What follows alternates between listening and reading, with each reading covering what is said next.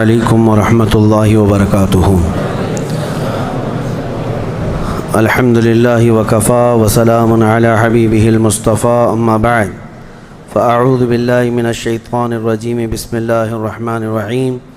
ان اللہ وملائکتہ یصلون علی النبی یا ایہا الذین آمنوا صلوا علیہ وسلموا تسلیما۔ اللہم صل علی سیدنا ومولانا محمد معدن الجود والکرم وآلہ واصحابہ الکرام وابنہ الکریم وبارک وسلم صلاة دائمة سرمدا ابدا بحمدہ تعالی وبکرم مصطفیٰ صلی اللہ تعالی علیہ وسلم۔ آج جیسے کہ آپ کو پتہ ہے، میں 2 دن تک آپ کے ہاں غیر حاضر تھا، اور اس درمیان 17 رمضان المبارک گزری، جس میں اسلام کی ایک عظیم تاریخ وابستہ ہے۔ 17 رمضان المبارک کو یوم الفرقان کہا جاتا ہے۔ یوم الفرقان اس کا ایک نام ہے، یعنی حق اور باطل کے درمیان فرق پیدا کرنے والا دن، جس دن اسلام کی ایک عظیم جنگ بدر واقع ہوئی تھی۔ مجھے احباب سے یہ گزارش ہوئی، یہ خواہش ظاہر کی گئی کہ آج اصحاب بدر کے متعلق پھر سے میں یہاں پر ذکر کروں اور ان کے ناموں کی انشاءاللہ آج تلاوت بھی کروں۔ اس کی وجہ یہ ہے کہ ہمیں یہ ضروری ہے کہ ہمارے بچوں میں یہ عظیم تاریخوں کو منتقل کرتے رہیں۔ کربلا تو ہر سال سنتے ہیں، لیکن پھر کیوں سناتے ہیں؟ اس لیے کہ بار بار سننے سے جذبہ جوان رہتا ہے۔ ہمارے بچوں کو یہ کہانیاں نہیں ہیں، بلکہ ان کے جذبوں کو جوان رکھنے اور حوصلوں کو بلند رکھنے والی یہ دوائیاں ہیں۔ جنگ بدر، جس کو 14 صدیاں گزر گئے لیکن ظالم کفار آج بھی بھول نہیں سکے۔ جنگ بدر کا ایک رخ پوری دنیا جانتی ہے، بلکہ سب چڑھ چڑھ کر کے بیان بھی کرتے ہیں اس کو، یہ دشمنان اسلام۔ اس کا پس منظر کیا تھا، وہ کیوں ہوئی تھی، اس پر کوئی کلام نہیں کرتے، کیونکہ درد مرنے کا زیادہ ہوتا ہے، تو یہ مرے زیادہ تھے۔ اس میں 70 کافر مرے تھے اور 70 قیدی بن کر کے آئے تھے۔ پوری جنگ بدر میں ان کفار کو صرف یہی دکھتا ہے کہ 70 لوگوں کو مارا اور 70 کو پکڑ کر کے قیدی بنا لیا۔ پوری جنگ بدر میں یہی نظر آتا ہے۔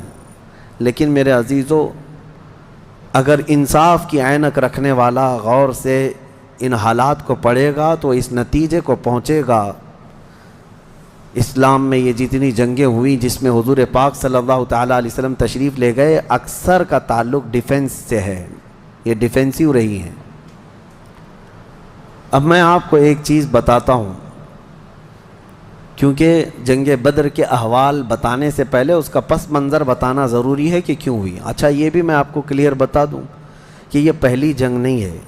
جیسے کہ مشہور ہے نا جنگ بدر، اس سے پہلے بھی چھوٹی چھوٹی جنگیں ہوئی ہیں، لیکن جو بڑی جنگ جس میں مقابلہ ہوا اور جس میں اللہ نے روشن فتح عطا کی، وہ بدر کی جنگ ہے، 17 رمضان المبارک 2 ہجری کو۔ انشاءاللہ میں سیرت کے درس میں عرض کروں گا، جنگ بدر سے پہلے بھی 6 جنگیں ہوئی ہیں تقریباً، جس میں کچھ صحابہ گئے تھے، کچھ میں حضور بھی گئے تھے، کچھ میں ہلکی پھلکی مڑبھیڑ ہوئی اور کسی میں جنگ نہیں ہوئی۔ لیکن جو بڑی یعنی صف آرا ہو کر جنگ ہوئی تھی، وہ جنگ بدر یہی 17 رمضان المبارک والی، یہ پہلی ہے۔ جیسے کہ ایک بدر اولا بول کر کے ایک جنگ مشہور ہے، اور بدر ثانیہ اس کو کہتے ہیں، یہ 17 رمضان المبارک والی، میں اس کو انشاءاللہ سیرت کے بیان میں عرض کروں گا۔ آج اس پر ہم فوکس کرتے ہیں کہ کیوں ہوئی۔ 13 سال مکہ مکرمہ میں نبی پاک صلی اللہ تعالیٰ علیہ وسلم نے گزارے اعلان نبوت کے بعد۔ ویسے تو 53 سال آپ وہاں رہے، 13 سال اعلان نبوت کے بعد کیا کیا تکلیفیں نہیں اٹھائیں۔ آپ نے سیرت کے درس میں بھی سنا ہوگا، اس رسول محترم صلی اللہ تعالیٰ علیہ وسلم کو مارا بھی گیا، پیٹا بھی گیا، ان کے ساتھیوں کو طرح طرح کے عذابات دیے گئے۔ تاریخ آج محفوظ ہے، لیکن ظالموں کو یہ نظر نہیں آتا آتنک کون پھیلایا ہوا تھا۔ یہی کفار تھے، یہ مشرکین تھے، یہ دہشت گرد تھے. مجھے بتاؤ رسول پاک کے غلاموں کو سولی پر لٹکا کر ان کی ناک کاٹنا، ان کے کان کاٹنا، ان کے ناخنوں کو پکڑ سے کھینچنا، کیا یہ دہشت گردی نہیں ہے؟ حضور پاک صلی اللہ تعالیٰ علیہ وسلم کے چہیتے صحابی حضرت عمار بن یاسر کو انہوں نے آگ میں جلایا تھا. حضرت بلال حبشی کو تو روزانہ رسی پیر میں ڈال کر کھینچا جاتا تھا. حضرت عامر بن فہیرہ، حضرت ابو فقیہہ، حضرت خباب ابن الارد، حضرت خبیب ابن عدی، حضرت سیدہ سمیہ، ان کو تو گھوڑے کے پیروں میں باندھ کر کے شہید کر دیا گیا تھا. کیسے طرح طرح کے عذابات دیے تھے کفار مکہ نے. ایک دو نہیں ہے، ظلم کی ایک لمبی داستان ہے. اور پھر پلس اس پر نبی پاک صلی اللہ علیہ وسلم کو ان کے خاندان سمیت سوشل بائیکاٹ کر کے رکھنا. حضور نے 3 سال تک 2 پہاڑیوں کے بیچ کے درے میں گزارے ہیں، اور ایسے کہ پورے مکہ والے پہرا لگا کر بیٹھتے تھے 24 گھنٹے تک نگرانی کہ کوئی جا نہ پائے حضور تک، ان کے خاندان تک. ان دنوں میں نبی پاک صلی اللہ علیہ وسلم پتے کھاتے رہے اور چمڑوں کو ابال کر کے پانی میں وہ کھاتے رہے. 3 سال گزرے ہیں. جبکہ مشرکین مکہ میں سے ہی کچھ اہل خیرت جو تھے انہیں رحم آ گیا ان معاملات کو، اور انہوں نے یہ معاہدہ توڑا. وہ آ کر کے، کوئی دوسرے نہیں، صحابہ نے نہیں، جو کافر تھے انہی میں سے 10-12 لوگ انہوں نے دیکھا اتنی تکلیف یہ ہم میں ہی سے تو ہیں، اور وہ بھی قریش خاندان جو ہم میں سے سب سے معزز خاندان ہے، اس کا ایسا بائیکاٹ کرنا کہ ان تک ایک چاول کا دانہ نہ پہنچے. یہ کیسی مصیبتیں ڈال کر رکھی گئیں اپنے بھائیوں پر. مشرکین نے خود یہ توڑا تھا معاہدہ، اور پھر ان کو ہر طرح کے سہولیات مہیا کر دی تھی حضور کے خاندان کو. یہ تکلیفیں 70 صحابہ مکہ چھوڑ کر کے حبشہ جا چکے تھے ہجرت کر کے. معمولی بات ہے، آپ کے محلے سے 4 لوگ جائیں کیا حالات ہوتے ہیں. یہ آج ظالم کتے جو ہے گھروں کے اوپر دروازوں پر زبردستی کا بورڈ لگا کر کے پلائن کرتے رہتے ہیں، ہاں، کہ یہاں سے محلہ خالی ہو رہا ہے مسلمانوں کی وجہ سے، ایک ہندو گھر یہاں سے شفٹ ہو رہا ہے، ہجرت کر رہے ہیں، مائیگریٹ کر رہے ہیں. یہ ناٹک ہے، کوئی چیز نہیں. کبھی تم نے تاریخ یہ بتائی کہ 70 صحابہ جو اپنا گھر بار سب چھوڑ کر، جس میں خود رسول اللہ کی بیٹی بھی ہے، حضرت رقیہ اور حضرت عثمان غنی، دونوں حضور کے داماد بھی، حضور کی بیٹی بھی ہیں، یہ حبشہ چلے گئے تھے ہجرت کر کے. حضور صلی اللہ علیہ وسلم کے خاندان کے کتنے لوگ، حضرت جعفر طیار مولا علی کرم اللہ وجہہ الکریم کے سگے بھائی ہیں. حضور پاک صلی اللہ علیہ وسلم کے خاندان کے کتنے لوگ نکل کے جا چکے تھے حبشہ میں، ایتھوپیا. عرب لوگ افریقہ میں جا کر کے رہ رہے ہیں. اور پھر اس کے 3 سال کے بعد حضور خود ہجرت کر کے چلے گئے مدینہ. تو حضور ہجرت کر کے گئے تو کیا اکیلے گئے؟ 1 سال نہیں گزرا تھا کہ مکہ میں جتنے مسلمان تھے سب کے سب ہجرت کر کے مدینے چلے گئے. مکہ والوں کو سکون سے رہنا چاہیے نا، بات ہو گئی نا. میں آپ کو بتا دوں، کفار و مشرکین کبھی کسی بات سے راضی نہیں ہوتے، اور نہ کبھی یہ سکون، ذہنی سکون ان کو نہیں حاصل ہو سکتا. تم اگر کوئی محلہ چھوڑ کر کے بھی چلے گئے تو تمہارے سے دشمنی ان کی کم نہیں ہوتی. جو دشمن ہے وہ دور بیٹھ کر کے ہی جلتا رہتا ہے کہ وہاں سکھ سے کیوں رہ رہے ہیں یہ لوگ، یہاں سکون سے کیوں رہ رہے ہیں لوگ. مدینے جب رسول پاک اور ان کے صحابہ گئے تو مکہ والوں کو تو جو معاملہ تھا ختم ہو گیا. جن سے تمہاری روزانہ لڑائی ہوتی تھی وہ جا چکے، نہ ان کے صحابہ ہیں نہ وہ رسول پاک وہاں پر ہیں. نہیں، اس کے باوجود ان کفار مکہ نے کیا کرنا شروع کیا؟ 10 لوگ، 15 لوگ، 20 لوگ کبھی جتھا بنا کر کے مدینے تک جاتے تھے. رات کے وقت وہاں کے مسلمانوں کے باغیچے کھجوروں کے جلا کے آ جاتے، اور کبھی اگر 2-4 صحابہ مسلمان باہر نظر آتے تو ان کو پکڑ کر پیٹتے تھے، مارتے تھے. کہاں پر؟ مدینے میں جا کر. جب اس قدر ظلم بڑھ گیا تب میں آپ کو بتاؤں 13 سال کے بعد اللہ نے جہاد کا حکم نازل فرمایا. اے محبوب کھڑے ہو جائیں اور جو آپ سے لڑ رہے ہیں ان سے مقابلہ فرمائیں. 13 سال تک تو کبھی لڑنے کا حکم نہیں آیا. مدینہ طیبہ میں جانے کے بعد جب مسلمانوں کی اپنی ریاست بن گئی، وہاں اپنی ایک حکومت اسٹیبلش ہو رہی ہے، تب یہ جا کر کے اگر اس کے اندر دسیسہ کاری کریں، پیوند کاری کی بجائے وہاں جا کر کے شب خون ماریں رات کے وقت، تو پھر اللہ تعالیٰ کا حکم نہیں آئے گا؟ میں اس کو اس سے قبل ایک مثال سے پوچھا تھا آپ کو. یہ کہتے ہیں نا، آج بھی ہم نے 22ویں پارے میں ایک آیت پڑھی ہے، ملعونین اینما ثقفوا اخذوا وقتلوا تقتیلا. اس کو وہ 26 آیتوں میں گناتے ہیں جس کو یہ لوگ کہتے ہیں آتنک کا بڑھاوا دیتی. اللہ نے فرمایا لعنت کیے ہوئے لوگ ہیں یہ سب، جہاں پائے جائیں پکڑے جائیں اور ٹکڑے ٹکڑے کر کے مارے جائیں. یہ آیت ہے. اور یہ کہتے ہیں کہ یہ دیکھو آتنک کو بڑھاوا دیتی، یہی دیکھ کر کے مسلمان کاٹتے ہیں سب کو. میرے عزیزو، آیت جو نازل ہوئی کب ہوئی؟ یہی میں نے آپ کو یہی مثال اس سے قبل بتائی تھی. ہمارا دیش، ہمارا ملک امن و امان کے ساتھ رہ رہا ہے. 4 لوگ بھی اگر دشمن ملک کے ہمارے ملک میں داخل ہو جائیں تو ہائی اتھارٹی کیا حکم دے گی؟ سپریم کورٹ ہو یا وزارت داخلہ، ہوم منسٹری ہو یا کوئی بھی ڈپارٹمنٹ کے لوگ کیا حکم دیں گے؟ یہ 4 دشمن جہاں پائے جائیں ان کو پکڑو اور مار دو. پولیس کو تو آن دا اسپاٹ شوٹ کرنے کا حکم ہوگا، انکاؤنٹر کر دیں ان کا. کیوں؟ ہمارے ملک کا نقصان کر سکتے ہیں. یہی بات تھی مدینے میں جا کر کے جب مکہ کے کفار نقصان کر رہے تھے، صحابہ کو مار رہے تھے، حکم آیا کہ اب ان کے ساتھ نرمی نہیں، اب ان کے ساتھ لڑو اور اپنی جان کی حفاظت کرو. آج ہر ملک اتنا ڈیفنس کا اختیار رکھتا ضرور ہے. جاؤ گھس کر کے دکھاؤ کسی ملک میں، بغیر ویزے کے جائیں گے تو پکڑ کر کے مار ڈالیں گے. بارڈر کراس کرو تو شوٹ کر دیں گے، جبکہ چوری کرنے کی نیت نہ ہو تب بھی. لیکن اسلام جو مارنے آ رہے تھے ان کو مارنے کا حکم دیا. اب سنو بدر کیوں ہوئی تھی. مسئلہ یہ تھا، دوسری ہجری تھی، مکہ مکرمہ میں قافلہ تجارت کا قافلہ ملک شام جا رہا تھا. اچھا، اب شام کا جو لوکیشن ہے وہ مدینے کے پاس سے ہو کر گزرتا ہے. راستہ ایک شاہراہ ہے، یعنی جس کو کہتے ہیں ہائی وے، سب سے بڑا انٹرنیشنل ہائی وے اس زمانے کا، وہ مدینے کے پاس سے گزرتا تھا. تو ملک شام تجارت کے لیے جو جانے والے ہوتے تھے مکہ سے، وہ اسی راستے سے جاتے، مدینے کے پاس سے قریب سے گزرتا. قریب کا مطلب بہت قریب بھی نہیں.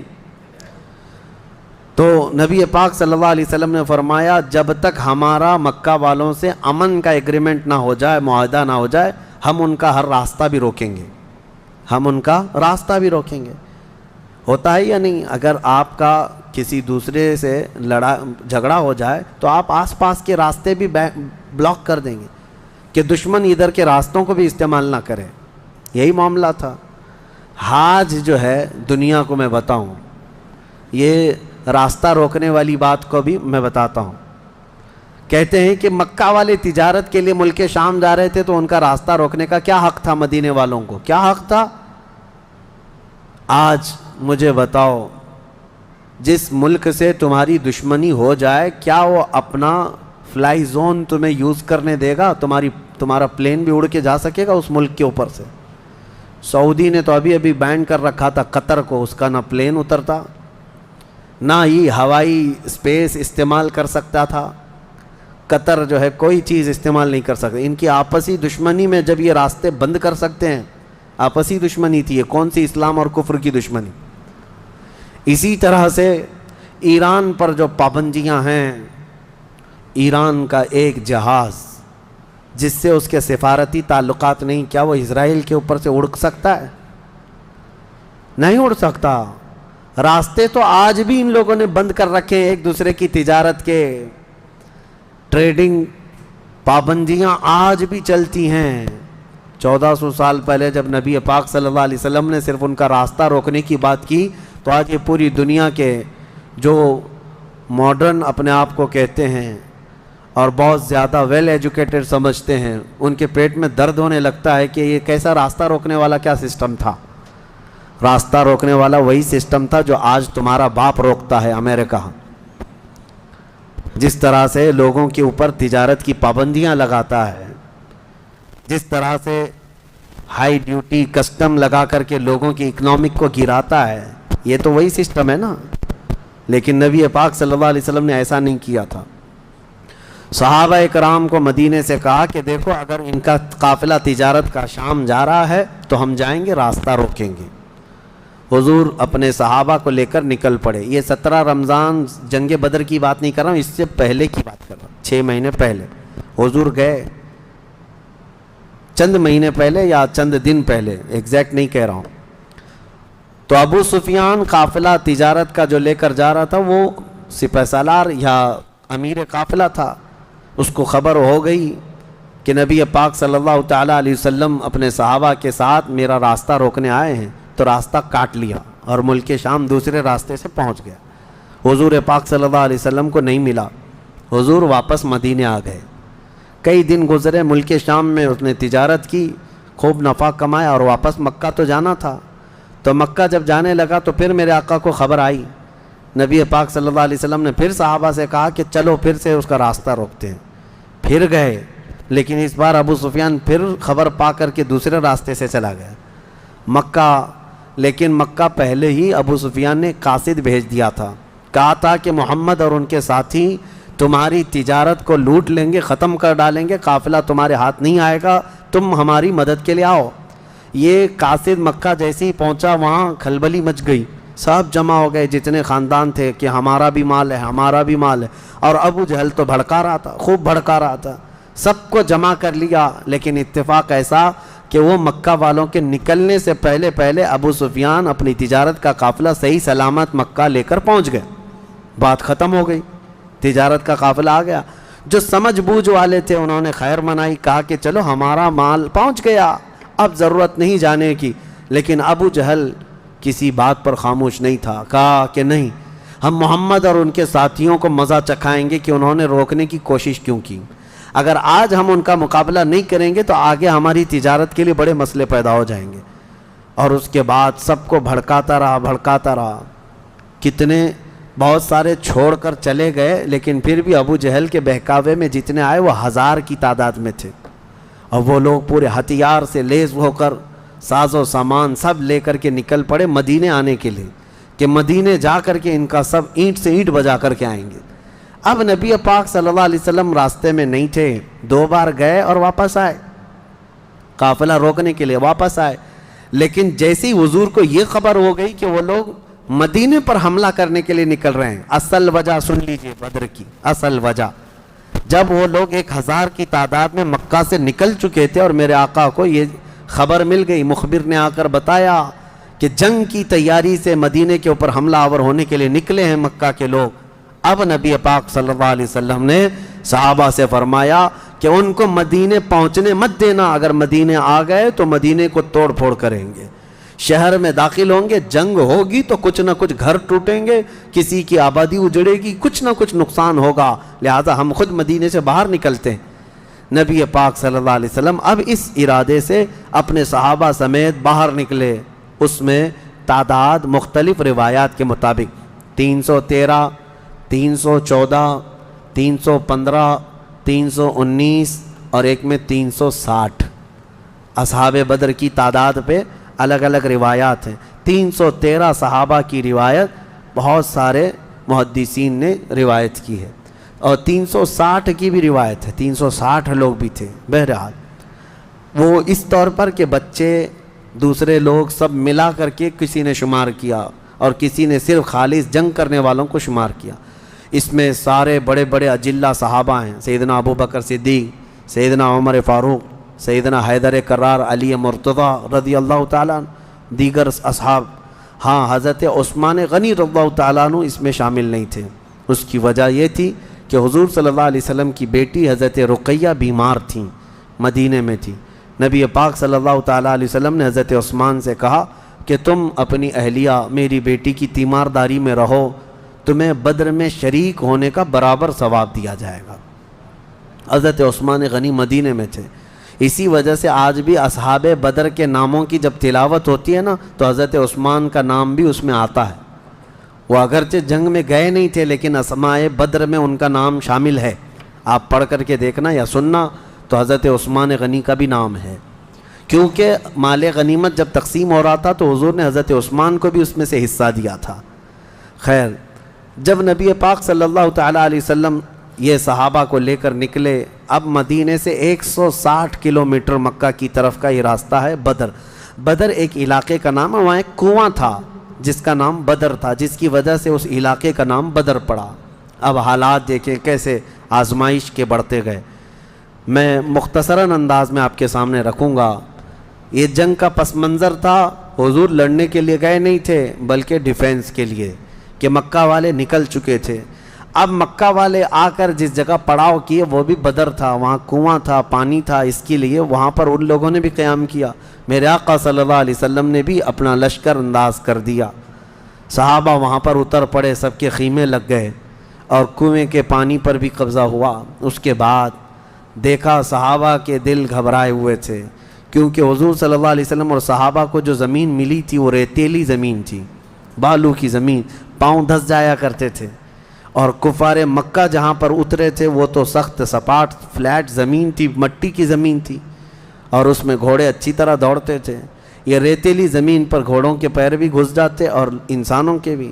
اچھا یہ بات بھی میں بتا دوں، کل تعداد صحابہ اکرام رضوان اللہ تعالیٰ علیہ مجمعین کے ساتھ 313 صحابہ میں صرف 4 گھوڑے تھے، 4 گھوڑے، یہ 4 گھوڑوں پر بیٹھ کر کے گئے ہیں۔ کون سوار ہوا ہوگا، کون پیدل چلا ہوگا؟ اور اونٹوں کی کچھ تعداد، اس کے علاوہ تلوار سب کے پاس نہیں، اور جس کے پاس ہے ان کی سبزیاں بھی کٹتی نہیں۔ ان حالات میں تو وہ گئے تھے۔ نبی پاک صلی اللہ تعالیٰ علیہ وسلم کے ساتھ جب گئے، اب وہاں پر صحابہ اکرام کے دلوں کے اندر تھوڑی گھبراہٹ آنے لگی کہ ہم زمین اس طرح کی ہے، اور تعداد جب ان کی دیکھتے ہتھیار سے لیس، تو یہ عرض کرتے کہ کیا ہوگا۔ پہلی جنگ ہو رہی تھی نا، آمنا سامنا پہلی مرتبہ ہو رہا تھا۔ اب نبی پاک صلی اللہ تعالیٰ علیہ وسلم سب صحابہ کو لے کر رات کو بیٹھتے ہیں۔ اب اس میں جو نبی پاک صلی اللہ تعالیٰ علیہ وسلم کے سامنے صحابہ اکرام سے مشورہ ہو رہا تھا، اب وہ ایمان کی بات ہے۔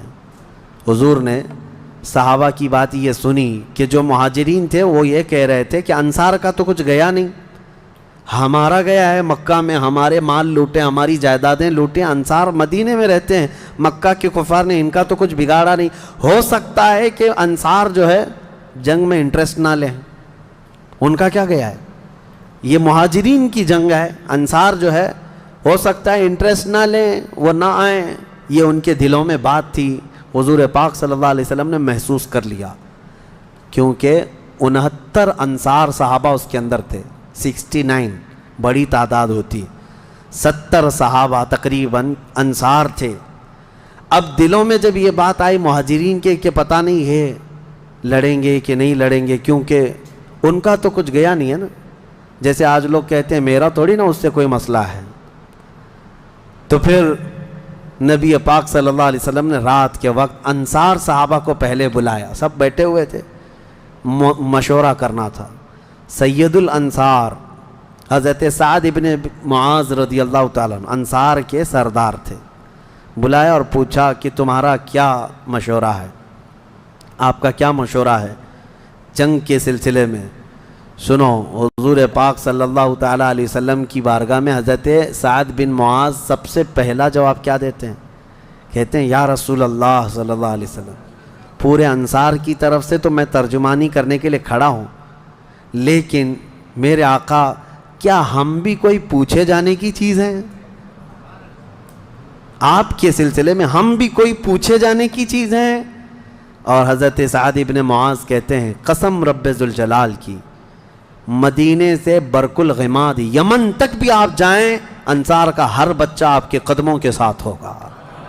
آپ تو صرف بدر تک آئے یا رسول اللہ، اگر ہمیں پیدل یمن تک بھی لے جاتے ہم آپ کے پیچھے جاتے۔ ان کے الفاظ میں سناؤں، ایمان تازہ ہو جاتا ہے۔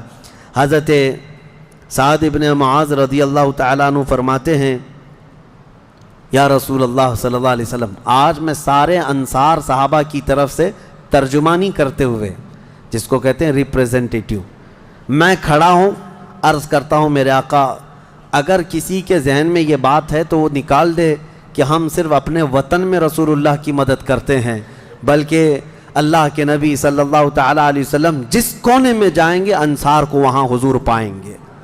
اب حضور کی بارگاہ میں عرض کرتے ہیں آقا آپ کو کل اختیار ہے، آپ کو کل اختیار ہے۔ اب سنو حضرت سعد ابن معاذ کے یہ بدر کے میدان سے ایک دن پہلے کے الفاظ ہیں، ایک دن پہلے کے الفاظ ہیں، یا رسول اللہ صلی اللہ علیہ وسلم آپ کو کل اختیار ہے، جس کا رشتہ ملانا ہے ملا دیجیے آپ، اور جس کو توڑنا ہے آج ہی آپ فرما دیں، ہم ہمیشہ آخری سانس تک کے لیے توڑ دیں گے۔ اگر آپ فرما دیں کہ اس کی بیوی اس کے لیے حلال نہیں، اس کا بیٹا نہیں، یا رسول اللہ آخری سانس تک ہم اس سے رشتہ توڑ دیں گے۔ یہ بدر میں جانے سے پہلے حضرت سعد بن معاذ کہتے ہیں، جس کا رشتہ آپ ملانا چاہیں میرے آقا ملا دیں، اور جس کا ختم کرنا چاہتے ہیں توڑ دیں، اور جس کو موجودہ حالات میں رکھنا چاہتے ہیں میرے آقا پسند فرما لیں، اور ہمارے مال آپ کے لیے حاضر ہیں یا رسول اللہ، اور ہمارے جس قدر منشا ہو قبول فرمائیں۔ ہاں، حضرت سعد بن معاذ کہتے ہیں ہمارے پاس جو کچھ بھی ہے یا رسول اللہ، یہ ہمارا مال حاضر ہے۔ اب یہ دیکھو ادب کے الفاظ، حاضر ہے یا رسول اللہ، جتنا آپ کو چاہیے ہمارا پورا مال قبول کر لیں، اور جتنا چاہے چھوڑ دیں، اور قسم رب ذوالجلال کی جو آپ نے چھوڑ دیا وہ دنیا کی سب سے بری چیز ہے ہمارے لیے، جو آپ نے قبول کیا وہ ہمارے لیے سب سے عمدہ چیز ہے۔ یہ بدر کے میدان میں حضرت سعد بن معاذ رضی اللہ تعالیٰ عنہ کی تقریر چل رہی ہے، اور اس کے بعد حضور پاک صلی اللہ تعالیٰ علیہ وسلم کی بارگاہ میں یہ کہتے ہیں، یا رسول اللہ قسم اس رب ذوالجلال کی جس نے آپ کو سچی نبوت کے ساتھ بھیجا، اللہ کی قسم اگر آپ ہمیں حکم دیں سمندر کو چیر کر نکل جانا ہے، رب ذوالجلال کی قسم یا رسول اللہ انصار کا ہر بچہ سمندر میں کود پڑے گا۔ یہ بدر سے پہلے کی تقریر۔ اب ان کی تقریر سن کر حضور بڑے خوش ہوئے، میرے آقا صلی اللہ تعالیٰ علیہ وسلم نہایت ہی خوشی کا اظہار فرماتے ہیں، اور اس کے بعد پھر حضرت مقداد بن اسود ایک صحابی ہیں کھڑے ہوتے ہیں، پوچھا یا رسول اللہ صلی اللہ علیہ وسلم آپ صحابہ سے مشورہ لے رہے ہیں کس بات کا؟ کہا جنگ ہونا چاہیے نہیں ہونا چاہیے؟ حضرت مقداد بن اسود کہتے ہیں یا رسول اللہ ہم بنی اسرائیل نہیں ہیں جنہوں نے موسیٰ علیہ السلام سے کہا تھا اے موسیٰ آپ اور آپ کا خدا جائیے قوم جبارین سے لڑیے، ہم یہاں بیٹھ کے دیکھیں گے۔ نہیں یا رسول اللہ ہم امت محمدیہ ہیں، جہاں میرے آقا کا پسینہ گرے گا ہم سب کا خون کا قطرہ وہاں گرے گا، جب تک ہمارے جسم میں آخری قطرہ بھی خون کا باقی ہے ہم میں سے کوئی پلٹنے کا تصور بھی نہیں کرتا۔ یہ رسول پاک صلی اللہ علیہ وسلم کے چہیتے صحابہ کی تقریریں تھیں، سب کے جذبے جوان تھے، کوئی لوٹنا نہیں چاہتا، کوئی پلٹنا نہیں چاہتا۔ اب صحابہ کو باہر کر کے حضور خیمے میں چلے گئے۔ اب سنو، حضور پاک صلی اللہ تعالیٰ علیہ وسلم جیسی ہی خیمے میں گئے جہاں آج مسجد عریش بنی ہے، اس کو عریش کہا جاتا حضور کے خیمے کو۔ حضور سجدے میں گر گئے۔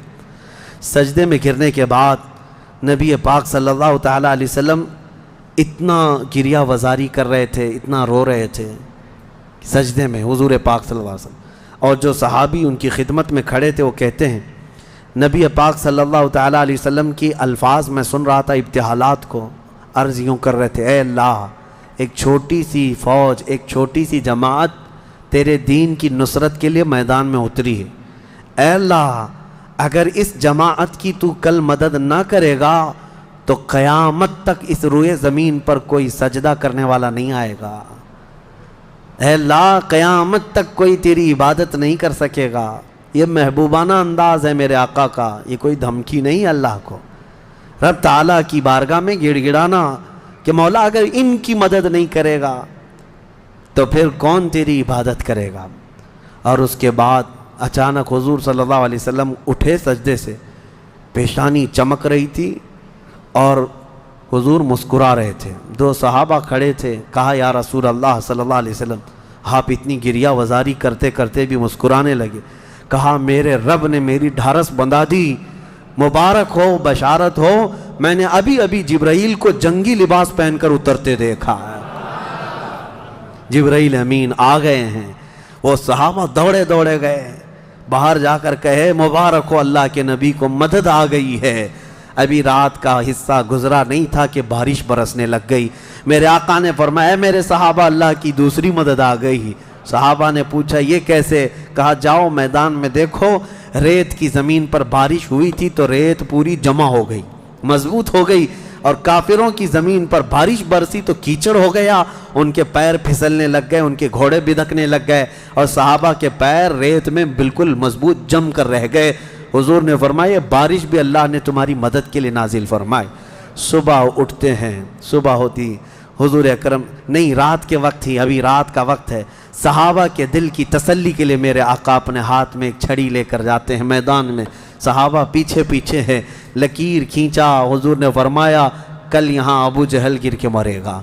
दूसरी लकीर खींचा और कहा यहाँ उत्बा मरेगा। तीसरी लकीर खींच कर कहा यहाँ शैबा मरेगा। ये बड़े बड़े पहलवानों के नाम हुजूर गिना रहे थे। सहाबा दिल ही दिल में खुश हो रहे थे, उनका यकीन कामिल इतना था नबी ने जो फरमा दिया वो होकर रहेगा। रात के वक्त ही सहाबा को ये मालूम था इन कुफ्फार के कितने विकेट गिरने वाले हैं, कितने पहलवान ज़मींबोस होने वाले हैं, कितने मौत की घाट पहुंचने वाले हैं। सहाबा को ये मालूम हो गया था और दिल चौड़े थे, सीने कुशादा थे। सुबह होती है, नबी पाक सल्लल्लाहु तआला अलैहि वसल्लम अभी अपने खीमे में थे, अरीश में, मैदान बद्र के खीमे में थे। एक सहाबी दौड़ते हुए आते हैं, आकर के बारगाह मुस्तफ़ा में अर्ज़ करते हैं या रसूल अल्लाह सल्लल्लाहु अलैहि वसल्लम हमारी तादाद बढ़ गई, हमारी तादाद बढ़ गई। हुजूर पाक सल्लल्लाहु अलैहि वसल्लम से वो कह रहे हैं पहले काफिरों की तादाद इतनी ज़्यादा थी, 1000 की तादाद, सहाबा देखते घबरा जाते।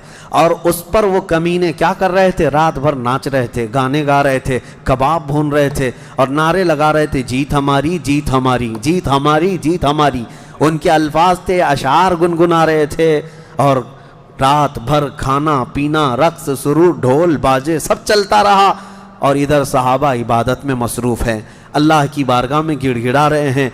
और सुबह जब हुई तो एक सहाबी दौड़ते हुए आए, कहा मेरे आका हमारी तादाद बढ़ गई है, 313 निकले थे लेकिन मैदान में अब बहुत ज़्यादा हो गए हैं हम लोग। हुजूर पाक सल्लल्लाहु अलैहि वसल्लम ने फरमाया मेरे चहेते जाओ, वो हमारी तादाद नहीं, अल्लाह के मलाइका आ चुके, अल्लाह के फरिश्ते आ चुके तुम्हारे इस फौज के अंदर। सहाबा कहते हैं जब मैदान में हम उतरे, अब ये 17 रमज़ानुल मुबारक जुम्मा का दिन था, यौमुल बद्र, यौमुल फुरक़ान जिसको कहते हैं। मेरे अजीज़ो, इस्लाम की अजीम तारीख़ पिनहा है, इसमें अजीम तारीख़ पिनहा है। नबी पाक सल्लल्लाहु तआला अलैहि वसल्लम की तरफ से मैदान बद्र में सबसे पहले उतरने वाले कौन लोग थे, कौन लोग थे? सबसे पहले नबी पाक सल्लल्लाहु तआला अलैहि वसल्लम की तरफ से हज़रत अमीर हमज़ा रज़ी अल्लाह तआला, दूसरे हज़रत अबू उबैदा बिन जर्राह, तीसरे हैदर कर्रार शेर खुदा अली मुर्तज़ा रज़ी अल्लाह तआला अन्हु। ये तीनों हजरात उतरे और इनके मुकाबिल में जो कुफ़ार आए थे वो अपने अपने वक्त के बड़े बड़े पहलवान थे। बड़े बड़े पहलवानों को उन्होंने उतारा था मैदान बद्र में। और जब मुकाबला हुआ तो सबसे पहला वार हज़रत अमीर हमज़ा का सामने वाले पर पड़ा, वो गाजर की तरह कटकर गिर गया एक ही वार में। हज़रत अबू उबैदा बिन जर्राह ज़ख्मी हुए, सामने वाले से थोड़े ज़ख्मी हुए, फिर हज़रत हमज़ा ने वो भी महाज संभाला और उनके मुकाबिल को भी मार कर गिराया। इधर हज़रत अली करमल्लाहु वजहुल करीम की उम्र कम थी, उस वक्त उनकी उम्र ज़्यादा नहीं थी, 22 साल की उम्र या 25 साल के उस वक्त की उम्र थी हज़रत अली करमल्लाहु वजहुल करीम की। उस वक्त हज़रत अली जब आए बिल्कुल जवानी यानी 20-22 साल की उम्र, मौला अली करमल्लाहु वजहुल करीम ने उससे जब मुकाबला किया तो जुल्फ़िकार हैदरी ने ऐसा ज़र्ब लगाया कि उसकी लोहे की टोपी काटते हुए 2 टुकड़े हो गए। पहली मर्तबा बद्र के मैदान में आवाज़ आई थी सारे सहाबा की अल्लाहु अकबर। ये नारे तकबीर था जो सबसे पहले बुलंद हुआ। फरमाते हैं इस आवाज़ की हैबत ऐसी थी कि कुफ़ार के खीमे हिल गए और उनकी सफ़ों में हलचल मच गई, दहशत तारी हो गई। सहाबा के इसी नारे को देखकर अल्लामा इकबाल ने शेर कहा था, ये निकले थे मुड़ी हुई तलवारें लेकर, कटी हुई और जंग आलू तलवारें लेकर जिनसे सब्जी नहीं कटती थी, लेकिन जब नारा लगाए थे अल्लाह की मदद ऐसी आई थी कि ये सब ज़मींबोस हो गए दुश्मन। इकबाल ने कहा था कुफ्र दम तोड़ देगा टूटी हुई शमशीर के साथ, कुफ्र दम तोड़ देगा टूटी हुई शमशीर के साथ, गर तुम निकला जाओ एक बार नारे तकबीर के साथ। ये उन्हीं सहाबा का नारा था जब उन्होंने पहली मर्तबा बुलंद किया। ये लड़ाई चलती रही शाम तक, शाम होने ना पाई, दोपहर तक इस लड़ाई को पहले एक के बाद दीगरे, उसके बाद फिर घमासान की लड़ाई हुई। लेकिन कुफार मक्का में से कुछ लोग कहते हैं ہم تو بڑے حوصلوں سے آئے تھے لڑنے کے لیے، بڑے حوصلوں سے آئے تھے، جن کو یہ مدینے میں مکہ میں پکڑ کے مارتے تھے وہ آج ان کے مقابل میں تھے، کوئی کسی کا غلام تھا، کوئی کسی کا رشتہ دار بھی تھا، لیکن مقابلے میں جب آئے وہ کفار مکہ کہتے ہیں ہم تو بڑے ہمت کے ساتھ لڑنے کے لیے آئے تھے، لیکن جب ہم لڑنے جا رہے تھے تو ہمارے مقابل میں اجنبی لوگ آ رہے تھے، اجنبی لوگ آ رہے تھے، اور ان کی ہیبت ایسی طاری ہوتی کہ ہم نے ان کو نہ مکے میں کبھی دیکھا تھا نہ مدینے میں کبھی دیکھا تھا۔ یہ وہ بدری ملائکہ تھے جو جبرائیل امین کی سپہ سالاری میں آئے تھے۔ اب یہاں ایک بات میں بتانا چاہتا ہوں، ایک فرشتہ اتر جائے کافی ہے۔ آپ کو پتہ ہے قوم شعیب جب نافرمانی کر رہی تھی تو اللہ تعالیٰ نے عذاب کیا بھیجا تھا؟ جبرائیل امین علیہ السلام کو اتارا تھا، انہوں نے ایک چیخ ماری تھی، چنگھاڑ، اور ان کی آواز کی ہیبت سے جتنے پہاڑوں میں تھے یہ قوم شعیب سب کے بھیجے کانوں سے نکل آئے تھے اور زمین پر گر کر مر گئے تھے۔ تو یہاں جبرائیل امین اکیلے آ جاتے، صرف آواز لگاتے، کسی کو تلوار اٹھانے کی بھی ضرورت نہیں، یہ 1000 پورے کیڑے مر جاتے۔ لیکن یہ وجہ کیا ہے؟ مفسرین نے فرمایا یقیناً ایک فرشتہ بھی مدد کے لیے کافی ہوتا، لیکن اللہ نے بدر کے میدان میں 5000 فرشتے اتارے، یہ عظمت مصطفیٰ کے لیے، یہ رسول اللہ کی عظمت کے لیے۔ کبھی کبھار تعداد جو ہے وہ شان بتانے کے لیے ہوتی ہے، عظمت بتانے کے لیے ہوتی ہے۔ ہاں ایک جھنڈا کافی ہوتا ہے، لیکن کبھی 10 جھنڈے لگاؤ تو اس کی عظمت بڑھ جاتی ہے۔ ہاں 2 باڈی گارڈ کافی ہوتے ہیں، لیکن 10 کھڑے ہو جائیں تو اس کی ہیبت اور طاری ہوتی ہے۔ یہ ایک انسانی ذہن بنا ہوا ہے۔ اللہ تبارک و تعالیٰ نے اپنے محبوب کی عظمت شان کی وجہ سے 5000 ملائکہ کو اتارا۔ اب یہ جنگ ہوتی رہی، اس میں صحابہ تو لکڑیوں سے جنگ کرتے رہے، سب تلواروں سے نہیں، کچھ صحابہ تو لکڑیوں سے جنگ لڑتے رہے، اور لکڑیوں سے کئی کو مار کے گرایا، اور 70 جو ہے موت کے گھاٹ اتر گئے، اور اس میں معمولی 70 نہیں تھے، بڑے بڑے گرو گھنٹال تھے، جتنے بھونکتے تھے مکہ میں بیٹھ کر۔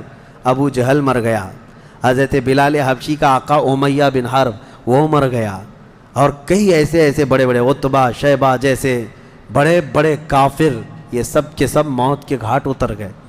بدر کی ایک لڑائی ایسی کہ اچھوں کی جڑ کاٹ کر رکھ دیا۔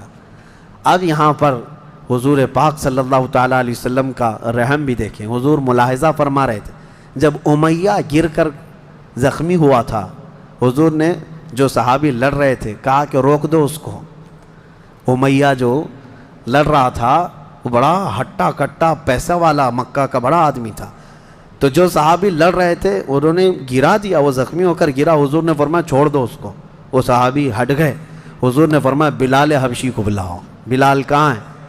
بلال آئے، کہا اے بلال آؤ، جتنا اس نے تڑپایا تھا خوب آج تم بدلا لو اس کے ساتھ، کیونکہ یہی وہ تھا جو حضرت بلال کو ایک ڈرم میں ڈال کر دن بھر رکھتا تھا، لوہے کی ایک ٹاکی بنا کر اس میں ڈال کر اوپر سے ڈھکن ڈال کر گرم دھوپ میں ان کو ایسی رکھ دیتا تھا، بغیر کھانا پانی دیے شام تک ان کو کھولا جاتا تو ان کا جسم پورا اجمرا ہو جاتا تھا، ان کی پیٹھ ایسی گل گئی تھی انگاروں میں سلانے کی وجہ سے کہ ریڑھ کی ہڈی دکھتی تھی۔ یہ حضرت بلال کے ساتھ کیا تھا، حضرت بلال حبشی نے مار کر اس کو ختم کیا۔ اور حضرت بلال مارتے وقت کیا کہہ رہے تھے یہ بھی سنیے، یہ صحابہ کا جذبہ ہے۔ کہتے ہیں اس کو قتل کیا اور یوں کہا انت عدو اللہ و عدو رسولنا، میں نے تجھے مار دیا ہے اس لیے کہ تو اللہ کا اور میرے حبیب کا دشمن تھا، یہ نہیں کہ مجھے تڑپاتا تھا، یہ نہیں کہ تو نے مجھے بہت مارا ہے اب چکھ لے مزہ۔ حضرت بلال یہ کہتے ہیں تو اللہ کا دشمن تھا اور میرے مصطفیٰ کا دشمن تھا، میں نے تجھے ختم کیا۔ یہ بدر کی وادی میں حضرت معاذ اور معوذ بن عفراء رضی اللہ عنہما، 2 چھوٹے بچوں پر جہاد تو ہے نہیں، لیکن یہ ضد کر کے اصرار کر کے حضور کے پاس آئے تھے، کہا ہمیں اجازت دے دے۔ میرے آقا نے ان کو اجازت دی تو یہ جنگ میں شریک ہوئے۔ حضرت عبد الرحمن بن عوف کہتے ہیں صاحب بڑے بڑے صحابہ، جنگ کے میدان میں نفسا نفسی کا عالم ہوتا ہے، اپنا ڈیفنس کرنا ضروری ہوتا ہے، کہاں سے تیر آئے کہاں سے تلوار آئے، لیکن یہ 2 بچے اس طرح سے میدان میں ہیں کہ حضرت عبد الرحمن بن عوف سے کہتے ہیں چچا ہمیں ایک بات بتائیے، ابو جہل کس کا نام ہے؟ حضرت عبد الرحمن بن عوف کہتے ہیں میں ہنس پڑا، ان کی عمر 13 سال کے آس پاس کی تھی. کہتے ہیں یہ کیا کرو گے تم؟ وہ سردار قریش ہے، پہلوان ہے مکہ کا. ان بچوں نے کہا ہم نے دیکھا تو نہیں مگر سنا ہے اس خبیث کے بارے میں کہ وہ ہمارے آقا کو گالیاں دیتا ہے، وہ ہمارے نبی کو گالیاں دیتا ہے. یہ اصل محافظین مصطفیٰ تھے، محافظین ناموس رسالت تھے. نبی پاک صلی اللہ علیہ وسلم کی عزت کے لیے. میرے عزیزو یہ بچے کھیلنے کے لیے ضد نہیں کر رہے تھے، جان ہتھیلی پر لانے کے لیے ضد کر رہے ہیں. حضور پاک صلی اللہ علیہ وسلم کی بارگاہ میں آئے اور اس کے بعد حضرت عبد الرحمن بن عوف کہتے ہیں میں ابھی بات چیت کر ہی رہا تھا کہ ابو جہل سامنے گھوڑے پر بیٹھا جا رہا تھا. میں نے اشارے سے بتایا وہ دیکھو وہی مردود ہے جو گھوڑے پر جا رہا ہے. یہ دونوں بچے چیل کی طرح جھپٹ گئے اس کی طرف اور بھاگتے ہوئے اس کی طرف گئے. ابو جہل کو یہ ایکسپیکٹیشن ہی نہیں تھا، یہ امید ہی نہیں تھی کہ اس کے مقابل میں کبھی کوئی بچہ آ سکتا ہے. غرور و تکبر میں ہمیشہ وہ سوچتا تھا بڑے بڑوں سے ہی لڑنا ہے ہم کو. اور دیکھا تو چھوٹے بچے آئے، ایک بچے نے گھوڑے کی ٹانگ پر تلوار ماری، ابو جہل نیچے گر گیا. گھوڑا بھی گرا وہ بھی گرا، اور جیسے گرا دونوں اس کے سینے پر چڑھ کر بیٹھ گئے. سینے پر چڑھ کر بیٹھ گئے اور گردن پر تلوار رکھی. تو جانتے ہیں ظالم یہ زمانے بھر کا بڑا گستاخ اور گستاخوں کا باپ کیا کہتا تھا؟ عربی میں شعر کہہ رہا ہے اس وقت. کہتا ہے میں عرب ہوں موت سے ڈرتا نہیں، میں عرب ہوں موت سے ڈرتا نہیں، لیکن افسوس مجھے اس بات کا ہے کہ میرے مقابل کا آیا نہیں. اس کو افسوس یہ ہے کہ مجھے کوئی پہلوان نے مارا نہیں، مجھے چھوٹے بچے مار رہے ہیں. اور بعض لوگوں نے کہا کہ اس کی یہ خواہش تھی، کہا کاٹنا ہے تو گردن تھوڑا نیچے سے کاٹو، کیونکہ سب کٹے ہوئے گردنیں رکھی جائیں تو میری گردن تھوڑی اونچی دکھے. غرور و نخوت کبھی نہیں جاتا، گھمنڈ و تکبر کبھی نہیں جاتا. ان بچوں نے ختم تو کر دیا ابو جہل کو. اور مشہور ہے کیا ہی بہترین کہا، ہم جیسے لاکھوں کروڑوں کی جوانیاں ان بچوں کے قدموں پر قربان. ہم ان کے ناخنوں تک بھی نہیں پہنچ سکتے جنہوں نے دفاع کیا ہے، ڈیفنس کیا ہے میرے مصطفیٰ کی عزت کا. اوروں نے کافروں کو مارا ہوگا، ان بچوں نے تو پورے کفر کو مارا ہے. اوروں نے جاہلوں کو مارا تو انہوں نے ابو جہل کو مارا ہے، جہالت کے باپ کو مارا ہے. اسی جنگ میں شہزادے حضرت معاذ کا مونڈھا کسی کافر نے مار کر کے ختم کر دیا، تلوار سے کندھے کو مار دیا. لیکن جذبہ ختم نہیں ہوا، اس بچے نے دوسرے ہاتھ میں تلوار لی اور لڑنا شروع کیا اور اپنے ہاتھ کو پیر میں دبا کر کھینچ کے نکال دیا. یہ زیادہ دیر تک نہیں، یہ دونوں شہزادے لڑتے رہے میدان بدر میں. شام سے پہلے پہلے دونوں بچے بھی شہید ہوئے. حضرت معاذ بھی شہیدوں میں ہیں، حضرت معوذ بھی شہیدوں میں ہیں. کس باپ کے یہ بیٹے تھے، کس گھر میں آنکھیں کھولی تھی انہوں نے، جہاں ماں کو قرآن کی تلاوت کرتے سنا، باپ کو محراب عبادت میں دیکھا اور گٹھی میں ان کے پلایا ہوا تھا عظمت مصطفیٰ. سب سے پہلی چیز ہے میرے عزیزو، یہ جان دے چکے میدان میں. نبی پاک صلی اللہ علیہ وسلم شام کے وقت جنگ کا پانسا کیسے پلٹا، یہ صحابہ ایسے گھستے چلے گئے ان کے صفوں میں کہ وہ ہیبت سے بھاگنے پر مجبور ہو گئے. مکہ کے کفار جتنے بھی تھے سب کے سب اپنا ساز و سامان چھوڑ کر میدان سے بھاگنے لگ گئے. وہاں پر اپنے مویشی چھوڑا، اپنے بہت سارے چھوڑا، یہاں تک کہ 70 قیدی پکڑ میں آئے اور 70 مارے جا چکے تھے، 140. اور صحابہ میں 13 شہید تھے، 1 زخمی تھے. 13 شہید ہوئے، 1 زخمی تھے. حضرت عبیدہ بن حارث وہ بھی راستے میں جا کر شہید ہوئے. تو جنگ بدر کے ٹوٹل شہید 14 ہیں، باقی وہ 70 اور 140 پورے ٹوٹل یعنی قیدی ملا کر. شام کے وقت اب سنو میرے آقا صلی اللہ علیہ وسلم کا معجزہ. صحابہ کہتے ہیں حضور نکلے، میدان میں آئے، سب کافروں کی لاشیں ایک جگہ کھینچ کر لا کر گڑھے میں ڈال دی گئیں. لیکن لاشیں دیکھنے کے لیے حضور میدان میں جا رہے تھے. صحابہ کہتے ہیں قسم خدا کی ہم نے دیکھا حضور نے جس کے لیے جو دائرہ کھینچا تھا وہ کافر وہیں گر کے مرا تھا، ایک بال بھی باہر نہیں تھا. حضور نے جس کے لیے لکیر کھینچا تھا وہ کافر اسی میں گر کر مرا ہوا تھا. حضور نے جو نشان بنایا تھا ابو جہل وہیں مرا ہوا تھا، عتبہ وہیں مرا ہوا تھا، شیبہ وہیں مرا ہوا تھا. آج کے منافقین کے لیے بھی یہ درس ہے. یہ دیکھیں جنگ بدر کی تاریخ کو، نبی پاک صلی اللہ علیہ وسلم ایک دن پہلے یہ بتا رہے ہیں کہ کون کہاں مرے گا، اور یہ ابھی تک اس بحث میں ہے کہ پیٹھ پیچھے کا علم نہیں، دیوار پیچھے کا علم نہیں، یا اپنے جیسا نبی کو بھی قیاس کرتے ہیں. اللہ ہدایت عطا فرمائے.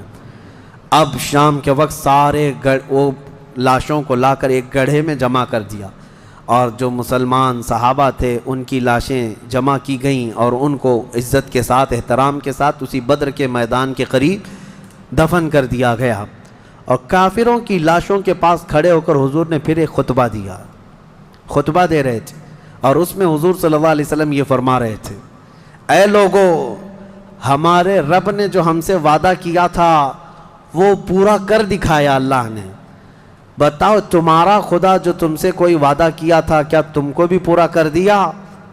کیا تم نے موت کے بعد وہ چیز پا لی جس کے لیے تم لڑتے تھے؟ صحابہ پوچھنے لگے، یا رسول اللہ صلی اللہ علیہ وسلم آپ ہی کس کو سنا رہے ہیں؟ یہ مرے ہوئے کفار کو.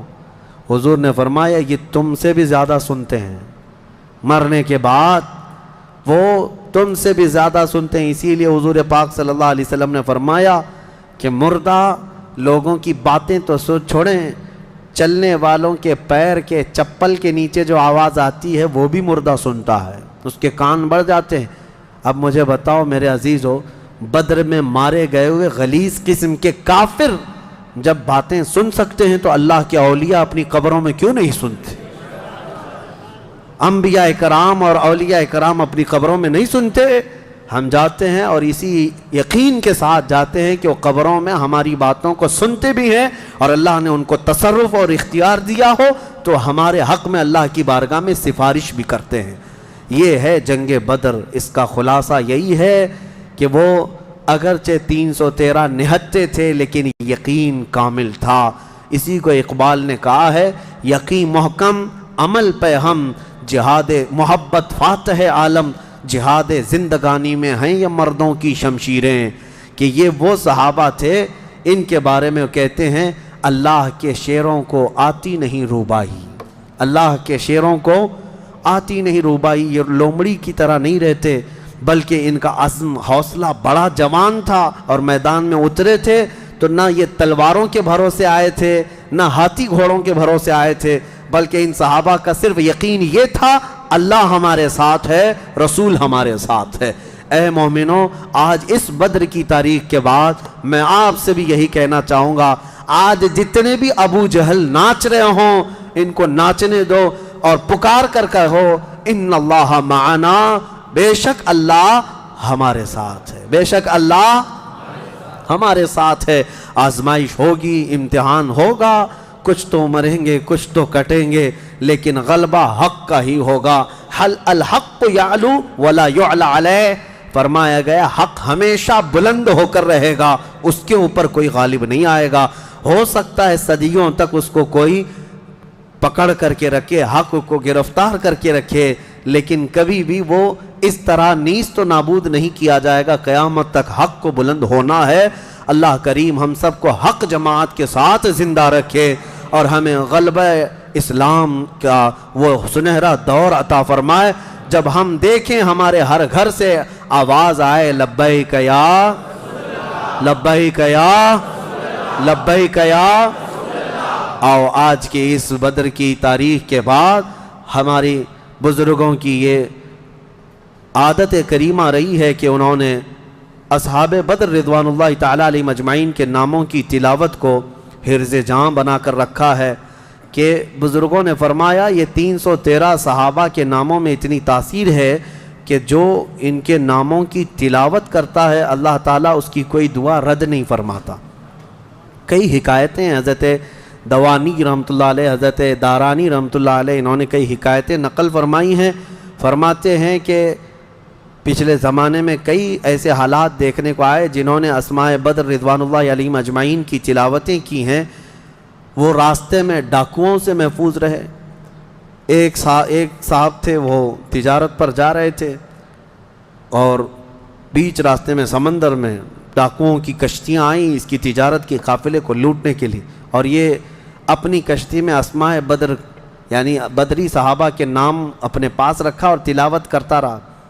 رات کے وقت کئی جگہ سے ڈاکوؤں نے حملہ کیا تو یہ اکیلا تھا۔ کہتا ہے میرے پیچھے سے اچانک ایک فوج آئی اور پھر وہ اچانک ان ڈاکوؤں سے لڑنے لگی، اتنا لڑی کہ وہ سب ڈاکوؤں کو مار کر ختم کیا، پورا پانی خون سے لال لال تھا۔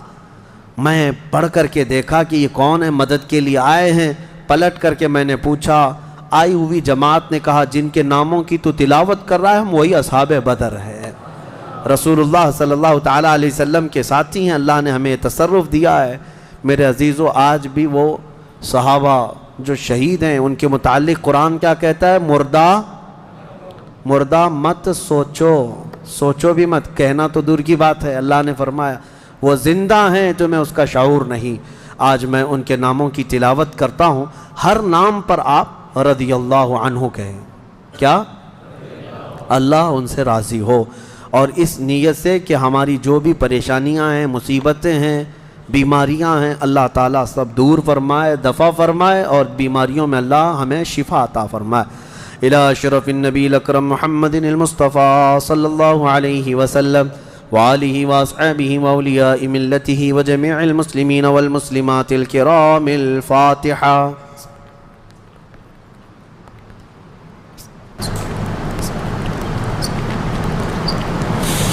اللهم صل صلاة كاملة وسلم سلاما تاما على النبي الذي تنعل به العقد وتنفرج به الكرب وتقضى به الحوائج وتنال به الرغائب وحسن الخواتم ويستسقى الغمام بوجهه الكريم وعلى آله وصحبه في كل لمحة ونفس بعدد كل معلوم لك. اللهم إني أتوسل إليك وأسألك يا الله بنبينا وسيدنا ومولانا محمد صلى الله عليه وسلم وسيدنا أبي بكر رضي الله عنه وسيدنا عمر رضي الله عنه وسيدنا عثمان وسيدنا علي وسيدنا طلحة وسيدنا الزبير وسيدنا عبد الرحمن وسيدنا سعد بن أبي وقاص وسيدنا سعيد بن زيد وسيدنا أبي عبيدة بن الجراح رضي الله عنهم والأخنس والأرقم وأنسة وإياس وأنيس وإياس وأنس وأبي وأسعد وأوس وأوس وبلال رضي الله عنهم وبجير وبحاث والبراء وبشير وبشر وتميم وتميم رضي الله عنهم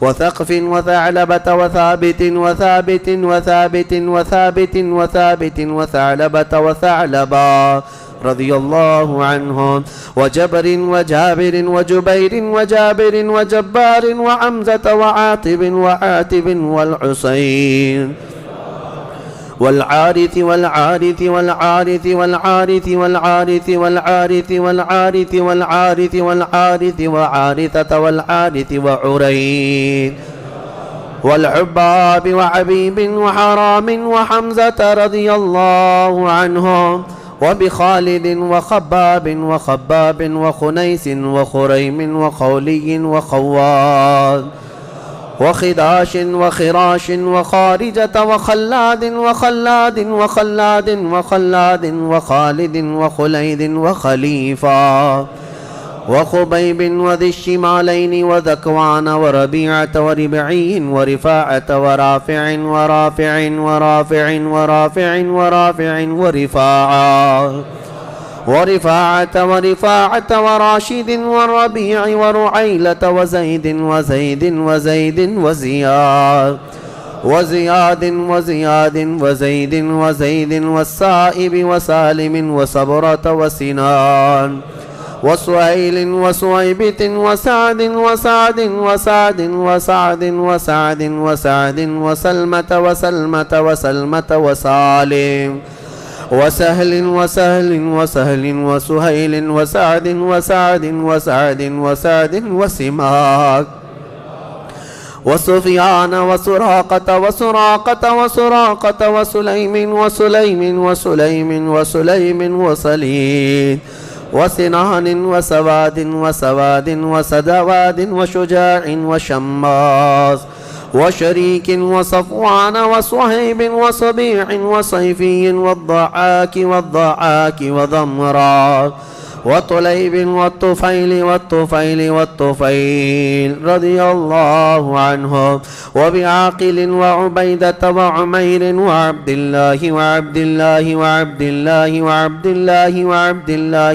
الله رضي الله عنهم، وعياض وعثمان وعقبة وعكاشة وعامر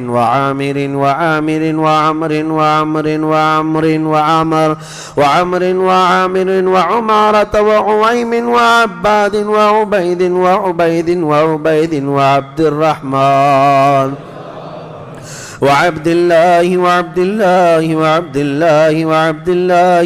الله وعاصم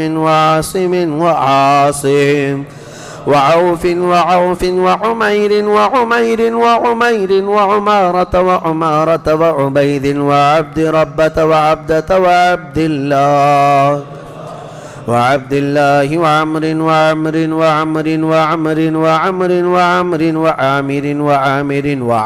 وعامر وعائذ وعاصم وعصما وعسيمة وعبس وعباد وعبادة وعبد الله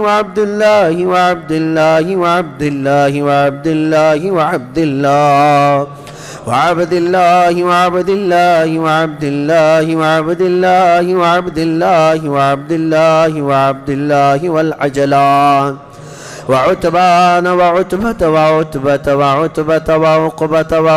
وعدي وعطية وبغنام والفاكهة وفروة وقدامة وقتادة وقتبة وقيس وكعب ولبذا ومهجع ومالك ومدلاج ومسعب ومعمر ومرثد والمقداد ومستاح ومسعود ومعرز ومعتب ومعن ومبشر ومحمد والمنذر ومالك ومعن ومعتب ومسعود ومعوذ ومعاذ ومالك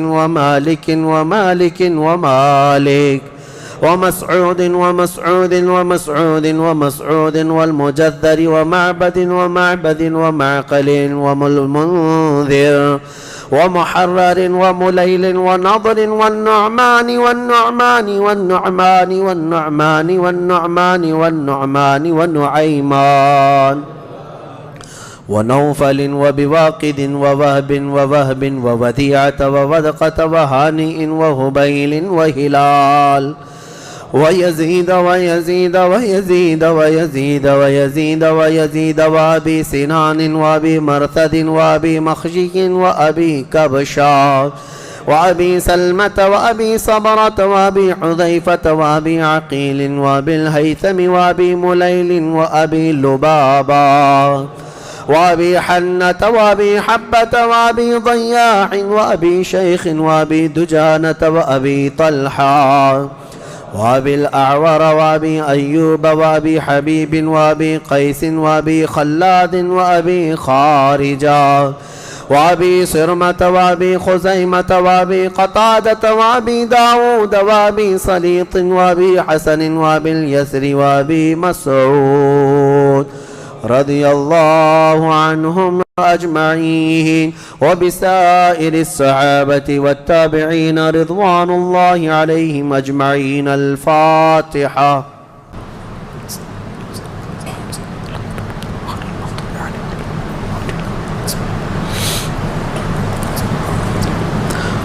وصلى الله تعالى على خير خلق محمد وآله وأصحابه أجمعين. اللهم إنا نتوسل إليك باسمك العظيم وبجاه نبيك الكريم ووليك العظيم أن تكفر عنا الذنوب وتستر العيوب وتحسن الأخلاق وتوسع الأرزاق وتشفي الأسقام وتعافي الآلام، وأن تدفع عنا وعن أهل بلدنا وبيتنا هذا السم الناقع والداء القامع والوباء القاطع، إنك مجيب سامع. وأن تصرف عنا الطاعون والبلاء وتعصمنا من إنزال قهرك والوباء، وتحتجبنا بنورك من شر عدونا وشر الملعون ومن شر الوباء والطاعون. اللهم لا تؤاخذنا بسوء أفعالنا ولا تهلكنا بخطايانا. اللهم إنا نسألك أن تعيذنا من عذاب القبر وتؤمننا من الفزع الأكبر وتنجينا عن دار البوار وتسكننا الفردوس من دار القرار بحق سيدنا ومولانا محمد وآله الأبرار وأصحابه الأخيار. يا الله يا رحمن يا رحيم يا عنان يا منان يا ذا الجلال والإكرام يا بديع السماوات والأرض يا حي يا قيوم. الہ العالمین ہماری اس محفل پاک و شرف قبولیت عطا فرما. اے کریم خدا ارحم الراحمین جو کچھ کہا پڑھا سنا سب کو اپنی بارگاہ میں قبول فرما. اے اللہ ایک مکمل ختم قرآن میری جانب سے اور جو یہاں پر تلاوتیں ہوئی ان سب کا ثواب تیرے حبیب پاک کی بارگاہ میں نظر قبول فرما. نبی پاک صلی اللہ تعالیٰ علیہ وسلم کے صدقے و توسل تمام انبیاء کرام علیہ السلام، خلفائے راشدین، صحابہ کرام، صحابیات، ازواج مطہرات، بنات طیبہ، شہداء کرام، صالحین، ائمہ مجتہدین، جملہ اولیاء کرام، تمام مومنین مومنات، مسلمین مسلمات کی روحوں کو نظر کیا قبول فرما. خصوصاً بالخصوص شہداء بدر، اصحاب بدر، اصحاب احد، اصحاب خندق، اصحاب کربلا رضوان اللہ علیہم اجمعین کی بارگاہوں میں نظر مولا قبول فرما. ہم میں یہاں جتنے حاضر ہیں مولا، ہمارے خاندانوں میں، ہمارے والدین میں جو انتقال کر چکے ان کی روحوں کو اس کا ثواب پہنچا دے. اے کریم خدا ارحم الراحمین ہم سب پر تو سکینہ نازل فرما. اے اللہ ہم سب پر تو اطمینان اور قلب سرور و قلب عطا فرما. اے کریم خدا ہمیں گناہوں سے نفرت پیدا فرما. اے اللہ ہماری آنکھوں کو حیا عطا کر دے، ہماری زبان کو طہارت عطا فرما، ہمارے دل کو وسوسوں سے بچا لے. اے اللہ شیطان کی شرارتوں، نفس امارہ کے بہکاووں سے ہماری حفاظت فرما. ہم میں جو بیمار ہیں انہیں شفا دے دے. اے اللہ ہمیں ذلت والی بیماریوں سے آخری سانس تک محفوظ فرما. کینسر اور ایڈز جیسی بیماریوں سے مولا ہم سب کی حفاظت فرما. تجھے اصحاب بدر کا صدقہ مولا، تجھ کو راضی کرنے والے صحابہ کا واسطہ مولا، ہم سب کو گناہوں کی بیماری سے شفا عطا کر. اے اللہ ہم سب کو جادو، سحر، سفلی، علوی، ہر طرح کی مکر و فریب سے محفوظ فرما. اے اللہ دشمنوں کی شرارتوں سے بچا لے، فتنوں کے فتنے سے بچا لے، حاسدین اور جلنے والوں کے جلن سے ہماری حفاظت فرما. اے کریم خدا اس ماہ مبارک میں تجھ سے گڑ گڑا کر بہت مومنین مانگ رہے ہیں، ان کی تو عطا کر دے. اے اللہ ان کی مانگوں کو پوری فرما دے.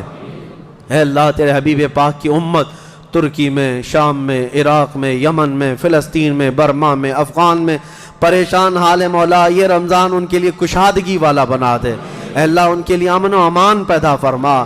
اے کریم خدا ارحم الراحمین ان سب کو تو خیر و عافیت عطا کر دے.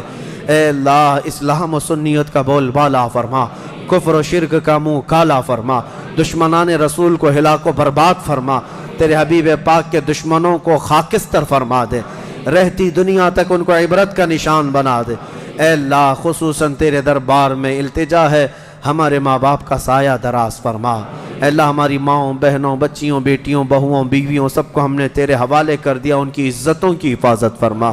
قیامت تک ہماری نسلوں میں عاشقان مصطفیٰ پیدا فرما. ہمیں گستاخان رسول سے محفوظ کر دے، ہمیں حلال کھلا اور حرام سے محفوظ فرما. اے کریم خدا ارحم الراحمین اخیر میں اتنی التجا ہے، نہ جانے یہ آنکھیں کب ہمیشہ کے لیے بند ہو جائیں. اے اللہ ان آنکھوں کے بند ہونے سے پہلے ایک بار تیرے حبیب پاک کے چہرے کی زیارت نصیب فرما. اے اللہ ہمارے مومنین بھائی جو جیلوں میں قید ہیں ان کو رہا کر دے. اے اللہ ان کو آزاد کر دے. اے اللہ ان کو بھی عید کی خوشیاں عطا کر دے. اے کریم خدا ارحم الراحمین ہماری دعاؤں کو حضور کے نالے پاک کے صدقے قبول فرما. یہاں جتنے بیٹھے ہیں اور جتنے سن رہے مولا سب کو اصحاب بدر اور مدینے کی زیارت نصیب فرما. تیرے خانہ کعبہ کی زیارت اور حج مقبول نصیب فرما. ان اللہ و ملائکتہ یصلون علی النبی یا ایہا الذین آمنوا صلوا علیہ وسلموا تسلیما. اللہ سلام اللہ علی طہ رسول اللہ، صلاة اللہ سلام اللہ علی یاسین حبیب اللہ.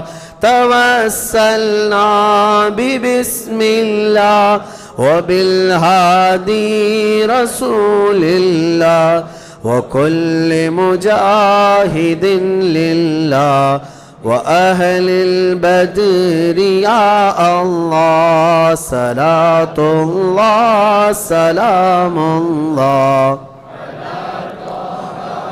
رسول الله صلاة الله سلام الله على ياسين حبيب إلهي سلم الأمة من الآفات والنقمة ومن هم ومن غمة بأهل البدر يا الله صلاة الله سلام الله على طه رسول الله صلاة الله سلام الله على ياسين إلهي نجنا واكشف جميع أذية واصرف مكائد العدا والطوف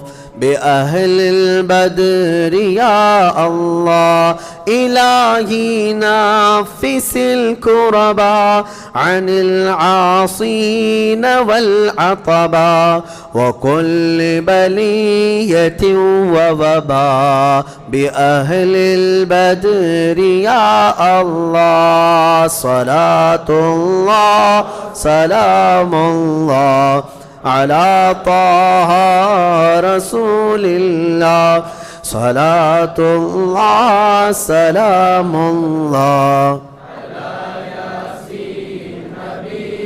فكم من حمية حصلت وكم من ذلة فصلت وكم من نعمة وصلت بأهل البدر يا الله وكم أغنيت ذا العسر وكم أوليت ذا الفقر وكم عافيت ذا الوزر بأهل البدر يا الله صلاة الله سلام الله على طه رسول الله صلاة الله سلام الله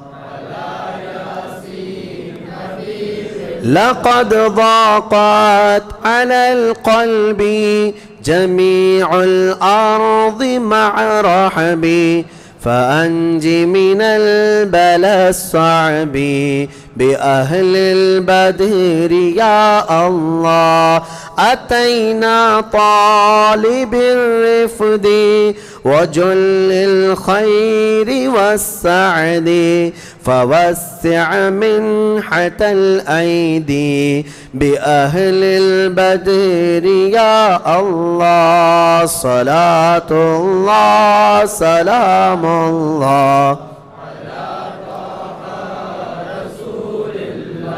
صلاة الله سلام الله وإن تردد فمن نأتي لنيل جميع حاجاتي أيا جال الملمات بأهل البدر يا الله فلا تردد مع الخيبة بل اجعلنا على الطيبة أيا ذا العز والهيبة بأهل البدر يا الله صلاة الله سلام الله رسول الله صلاة الله سلام الله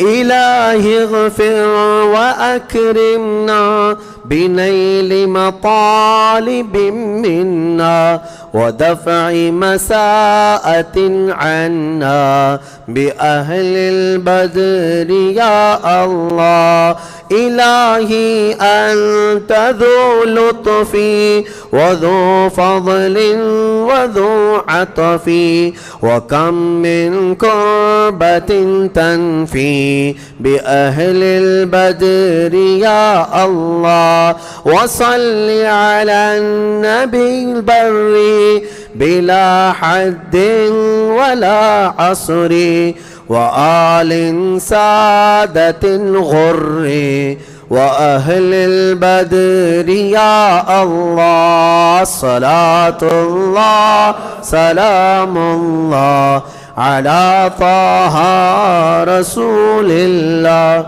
صلاة الله سلام الله على یاسین حبیب اللہ۔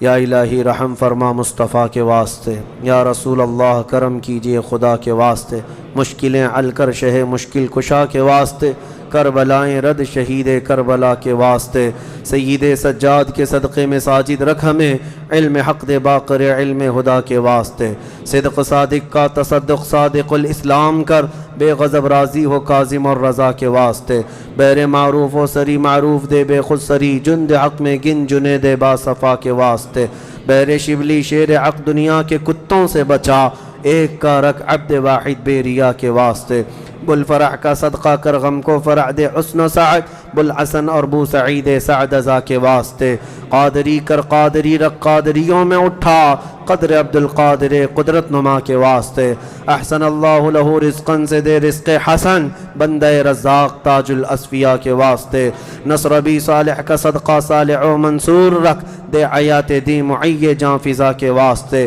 طور عرفان و علو و حمد و حسنہ و بہا، دے علی موسیٰ حسن احمد بہا کے واسطے، بحر ابراہیم ہم پر نار غم گلزار کر، بھیک دے داتا بھکاری بادشاہ کے واسطے، خانہ دل کو زیادہ روئے ایمان کو جمال، شہزیہ مولا جمال الاولیاء کے واسطے، دین و دنیا کی ہمیں برکات دے برکات سے، عشق حق دے عشق یہ عشق انتما کے واسطے، حب اہل بیت دے آل محمد کے لیے، کر شہید عشق حمزہ پیشوا کے واسطے، دل کو اچھا تن کو ستھرا جان کو پر نور کر، اچھے پیارے شمس دین بدر العلا کے واسطے، دو جہاں میں خادم آل رسول اللہ کر، حضرت آل رسول مقتدیٰ کے واسطے، دے محمد کے لیے روزی کر احمد کے لیے، خان فضل اللہ سے حصہ گدا کے واسطے، دین و دنیا کی ہمیں برکات دے برکات سے، عشق حق دے عشق یہ عشق انتما کے واسطے، حب اہل بیت دے آل محمد کے لیے، کر شہید عشق حمزہ پیشوا کے واسطے،